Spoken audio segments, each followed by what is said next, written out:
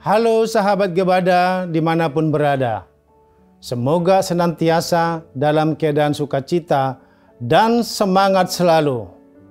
Hari ini kita akan membahas dan membaca kitab 1 Samuel pasal 15 dan 16. Dalam kedua pasal ini termaktub alur yang sangat penting, yaitu mengenai peralihan tahta Saul kepada Daud. Sebelumnya, dalam pasal 8 dan 9 dicatat mengenai peralihan dari zaman hakim-hakim ke zaman kerajaan. Hal yang mirip juga dicatat dalam pasal 15 dan 16 ini mengenai peralihan Raja Saul kepada Raja Daud. Dalam 1 Samuel pasal 15 dicatat mengenai peperangan Israel dengan Amalek. Peperangan ini diperintahkan langsung oleh Tuhan. Di peperangan inilah Tuhan memberi kesempatan terakhir untuk Saul. Tuhan ingin melihat apakah Saul akan membuang kesombongannya dan kembali taat kepada firman Tuhan atau tidak. Di akhir peperangan, Saul meraih kemenangan besar. Jika dilihat dari sudut pandang manusia, ini adalah kemenangan sempurna yang diraih Saul. Saul berhasil menangkap Raja Amalek dan mendapatkan banyak rampasan. Di mata manusia, termasuk prajurit dan perwiranya, Saul menjadi populer dan dibangga-banggakan. Namun mirisnya, Saul ditinggalkan oleh Tuhan. Melalui kisah ini, kita bisa menerima pengajaran yang sangat penting, bahwa kita haruslah tetap mengandalkan dan mengutamakan Tuhan dalam setiap hidup kita. Mari kita lihat proses yang menarik di pasal 16. Dalam pasal 16 menceritakan tentang Daud yang diurapi menjadi raja oleh Samuel. Samuel melakukan hal itu dengan diam-diam sambil menghindari pengawasan Saul. Karena jika raja tahu, maka kematian tidak bisa dihindari oleh Samuel. Daud merupakan anak bungsu yang dipilih dari antara 8 orang anak Isai. Terpilihnya Daud sebagai raja pun di luar dugaan banyak orang, termasuk ayahnya sendiri, Isai. Sejak awal, pengurapan Daud ini merupakan sepenuhnya perintah Tuhan tanpa ada intervensi dari manusia. Namun peristiwa ini masih dirahasiakan oleh Samuel dan Daud. Sebelum diangkat menjadi raja, Daud direkrut menjadi pelayan istana kerajaan Saul. Bisa dikatakan bahwa relasi Saul dan Daud seperti musuh dalam selimut. Kisah antara Saul dan Daud yang menarik sekaligus menegangkan pun dimulai. Oleh karena itu, mari kita baca bersama-sama 1 Samuel pasal 15 dan 16.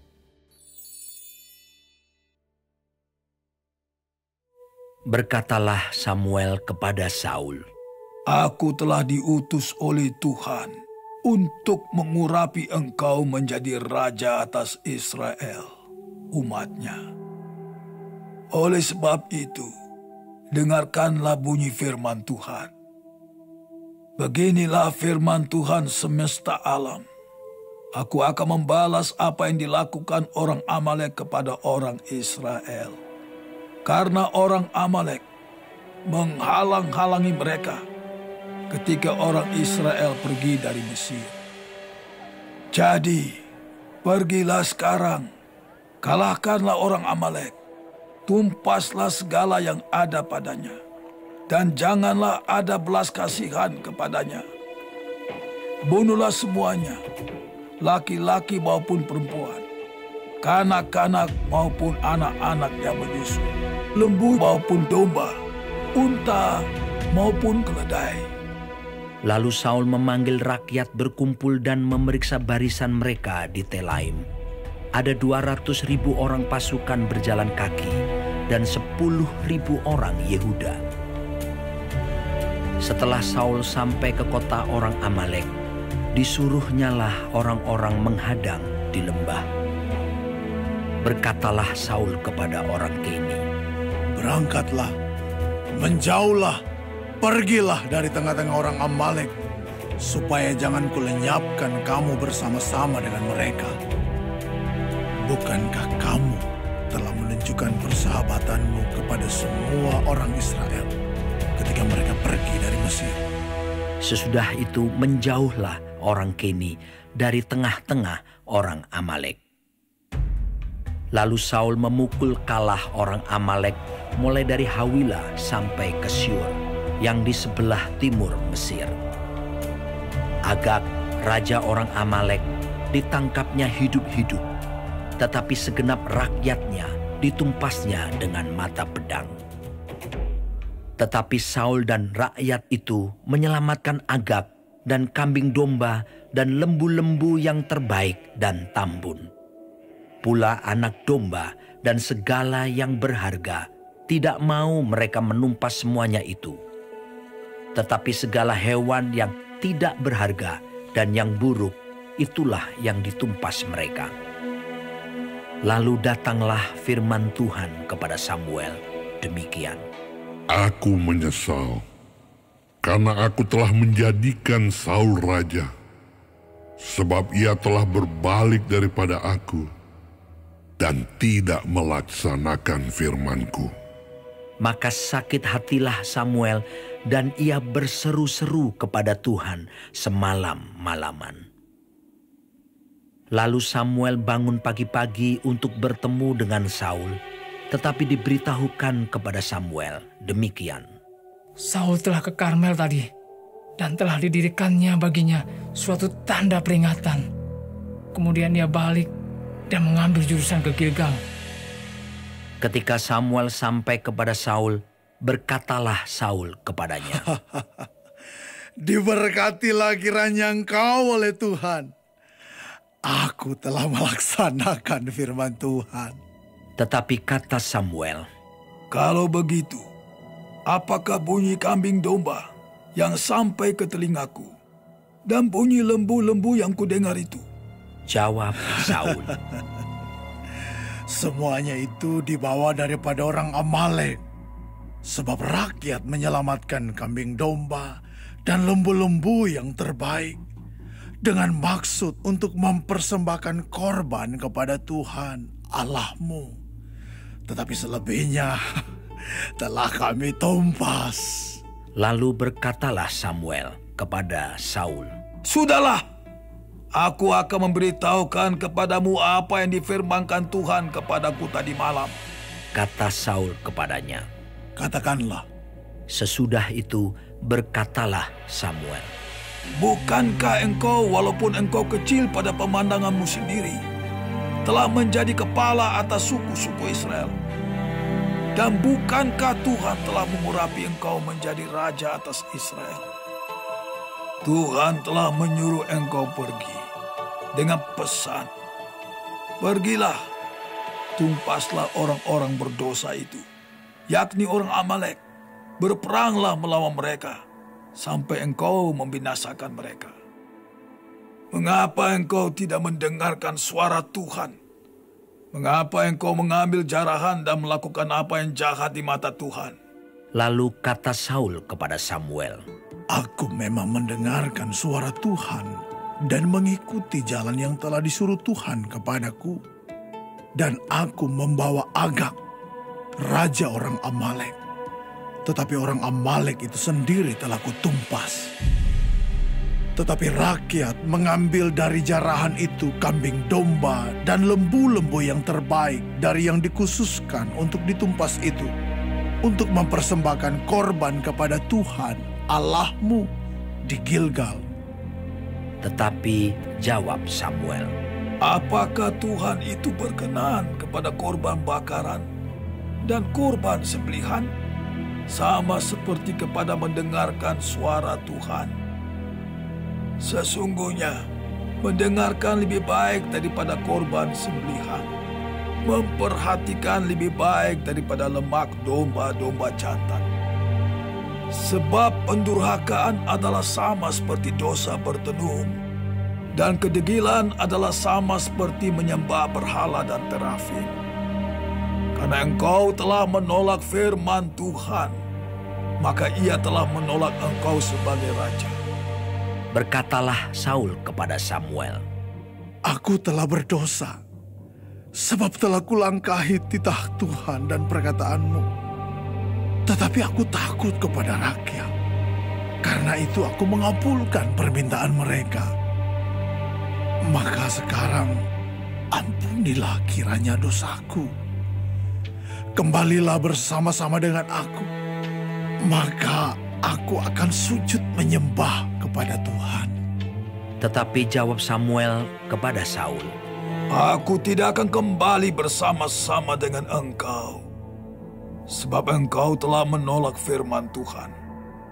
Sebab itu, Tuhan telah menolak engkau sebagai raja atas Israel.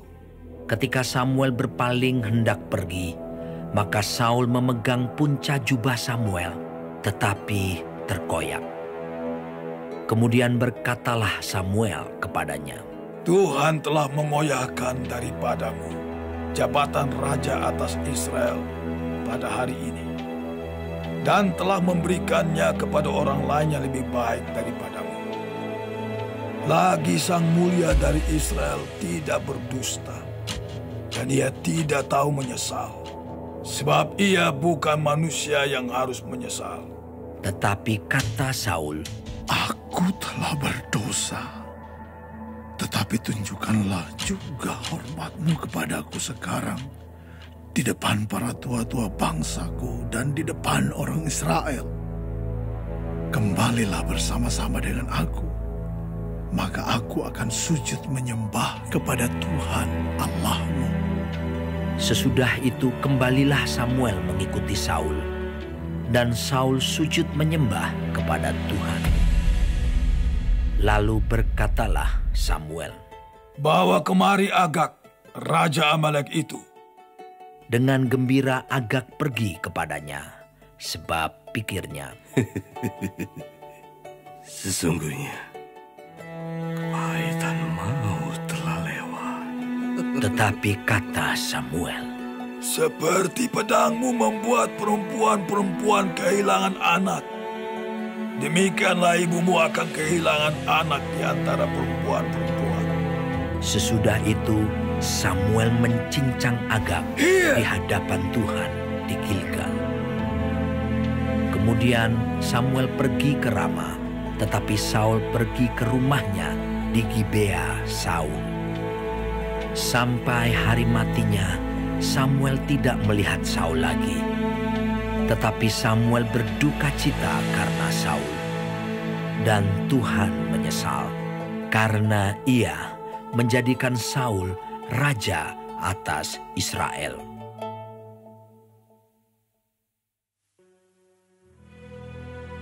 Berfirmanlah Tuhan kepada Samuel, Berapa lama lagi engkau berduka cita karena Saul? Bukankah ia telah kutolak sebagai raja atas Israel? Isilah tabung tandukmu dengan minyak, dan pergilah. Aku mengutus engkau kepada Isai, orang Betlehem itu, sebab di antara anak-anaknya telah kupilih seorang raja bagiku. Tetapi Samuel berkata, Bagaimana mungkin aku pergi? Jika Saul mendengarnya, ia akan membunuh aku. firman Tuhan, Bawalah seekor lembu muda dan katakan, Aku datang untuk mempersembahkan korban kepada Tuhan. Kemudian undanglah Isai ke upacara pengorbanan itu. Lalu aku akan memberitahukan kepadamu apa yang harus kau perbuat. Urapilah bagiku orang yang akan kusebut kepadamu. Samuel berbuat seperti yang difirmankan Tuhan, dan tibalah ia di kota Betlehem. Para tua-tua di kota itu datang mendapatkannya dengan gemetar dan berkata, Adakah kedatanganmu ini membawa selamat? Jawabnya, Ya, benar. Aku datang untuk mempersembahkan korban kepada Tuhan. Kuduskanlah dirimu, dan datanglah dengan daku ke upacara pengorbanan ini. Kemudian ia menguduskan Isai dan anak-anaknya yang laki-laki, dan mengundang mereka ke upacara pengorbanan itu. Ketika mereka itu masuk, dan Samuel melihat Eliab, lalu pikirnya, sungguh, di hadapan Tuhan sekarang berdiri yang diurapinya.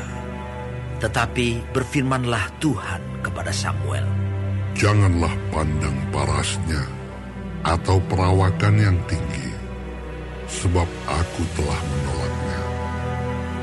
Bukan yang dilihat manusia yang dilihat Allah. Manusia melihat apa yang di depan mata, tetapi Tuhan melihat hati. Lalu Isai memanggil Abinadab dan menyuruhnya lewat di depan Samuel. Tetapi Samuel berkata, orang ini pun tidak dipilih Tuhan. Kemudian Isai menyuruh Syama lewat. Tetapi Samuel berkata, orang ini pun tidak dipilih Tuhan. Demikianlah Isai menyuruh ketujuh anaknya lewat di depan Samuel. Tetapi Samuel berkata kepada Isai, semuanya ini tidak dipilih Tuhan. Lalu Samuel berkata kepada Isai, inikah anakmu semuanya? Jawabnya, masih tinggal yang bungsu, tetapi sedang mengembalakan kambing domba. Kata Samuel kepada Isai, suruhlah memanggil dia, sebab kita tidak akan duduk makan sebelum ia datang kemari. Kemudian disuruhnyalah menjemput dia. Ia kemerah-merahan, matanya indah dan parasnya elok. Lalu Tuhan berfirman, bangkitlah, urapilah dia, sebab inilah dia. Samuel mengambil tabung tanduk yang berisi minyak itu dan mengurapi Daud di tengah-tengah saudara-saudaranya. Sejak hari itu dan seterusnya berkuasalah roh Tuhan atas Daud. Lalu berangkatlah Samuel menuju Rama. Tetapi roh Tuhan telah mundur daripada Saul, dan sekarang ia diganggu oleh roh jahat yang daripada Tuhan. Lalu berkatalah hamba-hamba Saul kepadanya, ketahuilah, roh jahat yang daripada Allah mengganggu engkau. Baiklah tuanku, menitahkan hamba-hambamu yang di depanmu ini mencari seorang yang pandai main kecapi. Apabila roh jahat yang daripada Allah itu hingga padamu, haruslah ia main kecapi, maka engkau merasa nyaman. Berkatalah Saul kepada hamba-hambanya itu, carilah bagiku seorang yang dapat main kecapi dengan baik, dan bawalah dia kepadaku. Lalu jawab salah seorang hamba itu, katanya, sesungguhnya aku telah melihat salah seorang anak laki-laki Isai, orang Betlehem itu, yang pandai main kecapi. Ia seorang pahlawan yang gagah perkasa, seorang prajurit yang pandai bicara, elok perawakannya, dan Tuhan menyertai dia. Kemudian Saul mengirim suruhan kepada Isai dengan pesan, suruhlah kepadaku anakmu Daud yang ada pada kambing domba itu. Lalu Isai mengambil seekor keledai yang dimuati roti, sekirbat anggur, dan seekor anak kambing. Maka dikirimkannyalah itu kepada Saul dengan perantaraan Daud, anaknya. Demikianlah Daud sampai kepada Saul dan menjadi pelayannya. Saul sangat mengasihinya, dan ia menjadi pembawa senjatanya. Sebab itu Saul menyuruh orang kepada Isai mengatakan, biarkanlah Daud tetap menjadi pelayanku, sebab aku suka kepadanya. Dan setiap kali apabila roh yang daripada Allah itu hingga pada Saul, maka Daud mengambil kecapi dan memainkannya. Saul merasa lega dan nyaman, dan roh yang jahat itu undur daripadanya.